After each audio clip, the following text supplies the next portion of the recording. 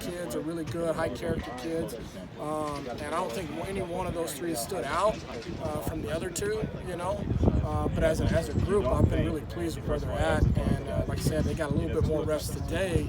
And as from what I see in the last 2 days, if they continue to do that throughout camp, they'll continue to get more reps. And you never know. The great thing about the new rule with the four-game redshirt rule, you might get into a situation where they develop by that end of the season where you might get a kid into the lineup or the rotation maybe or the top 10 with developing with that much time. So you never know. But those kids right now have done a really good job. They're probably What have been your impressions of David working at guard, guy, a highly rated center coming out? Yeah, I mean he's kind of the hard hat. I mean I'm trying to think of the right analogy for him, but I mean the kid right now might be our most valuable offensive lineman. Then just one He's able guy, to line because you up, can he can start center for us, he can start at both guards for us, he can play special teams for us. If we wanted to play an H-back role for him, he could do that. He's just a great football player. Extremely tough. Probably, coming out of spring was the most physical kid we had. Maybe had the highest gear motor that we had too as well. So I mean, he's right in the mix.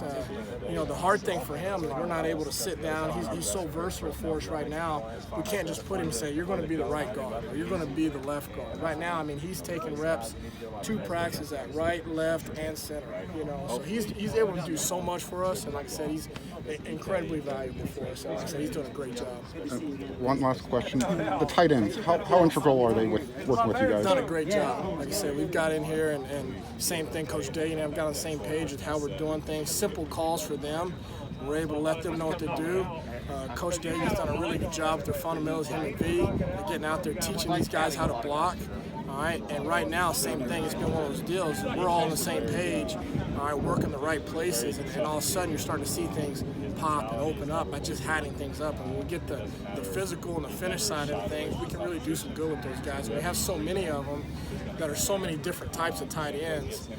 And, like I said, Coach Harrell, I mean, those guys are wizards with the play calls, him and Day and everybody. But hopefully we can kind of maybe even get to how the Patriots are that one time when they had Gronkowski and Hernandez, all those great tight ends where you never know what personnel group it might be 12 personnel, but it looks like 10 personnel. It might be 10 personnel, but it looks like 13 personnel. You just never know when you got so many of those guys so versatile. You can do so much more and still keep it simple within the offense. I know we're coming in late here, but Jonah working at the first team left tackle. What was the thought there? What did he show you?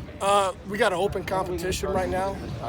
Like I said, with the starting offensive line, and we're, our goal is by the time we hit that mock week, is to have our starting 5.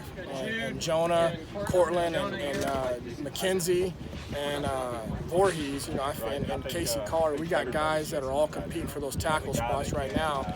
And so, again, where we're lucky enough, the kind of kids we have is, we're able to take a kid from the right side to the left side, and you're not really seeing any drop off in his play. So we're able to kind of mix and match these old line combinations, trying to figure out what our best 5 is by the time we get out there game 1. Do you feel both tackle spots are up for grabs? I do, yeah, I do. I think we got, 3 really solid tackles right now. And I think all 3 of them could start and play at a high level. And so, the trick for us is really to figure out which one of the 2, which of the 2 are the best ones. And still, that 3rd one still is going to deserve playing time no matter what. And so, it's a good problem to have, but we've got to continue to keep developing those guys. And like I said, by the time we hit San Jose State, we'll figure that out. We didn't see Jonah on the left side at all in the spring, I don't think. A little bit, not as much, a little. Was it something in particular that kind of sparked the need to get a longer look at it? No, he's just a really versatile kid. I mean, it's one of those things. We kind of had a plan of how we're going to rotate these guys through camp to try to figure out. It's kind of like a matrix every now and then trying to figure out this rotation. All right, but as we kind of get through the first week, we'll start being able to kind of solidify, maybe keeping him on one side or the other side. But just wanted an opportunity for him to go with the ones, and like I said, he went up there and did a great job today. Let's do one more for Coach. What do you think is the biggest improvement that you've seen so far in these guys? And what do you think you can improve upon? Communication and being on the same page.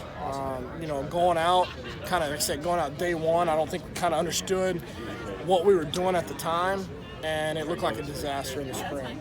And then as we started, kind of figuring out our blocking schemes and understanding them and how to use them, we got better and better and better. And so coming out here day 1 and 2, we're so much more on the same page as far as what we were.